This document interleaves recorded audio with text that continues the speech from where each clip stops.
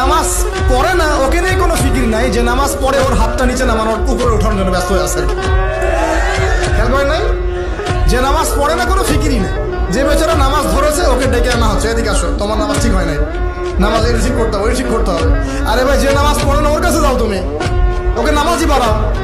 আর যারা মেহনত করে মানুষকে নামাজই বানায়, দেখবেন এই লোকগুলোকে টার্গেট করে ধরে ধরে নামাজ ঠিক করতেছে। আরে ভাই, সে তো নামাজ পড়ছে, অ্যাটলিস্ট সে তো নামাজ পড়ছে। কে বললো যে এই ইখতিলাফি মাসালাগুলোর কারণে নামাজই কবুল হবে না? নামাজ কবুল করার দায়িত্ব কি আপনি নিয়েছেন নাকি?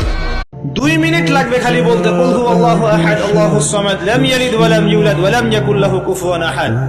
3 বার বলতে কয় মিনিট লাগবে? বড় জোর 2 মিনিট। 2 মিনিটে 3 বার পড়া সম্ভব সূরা ইখলাস। একবার পড়বেন, কোরআনের 1/3 নেকি পেয়ে যাবেন ইনশাআল্লাহ। তাহলে 2 মিনিটে কোরআন খতম দেওয়া যায়? যায় কি যায় না? যায়। ফজিলত পাওয়া যায়।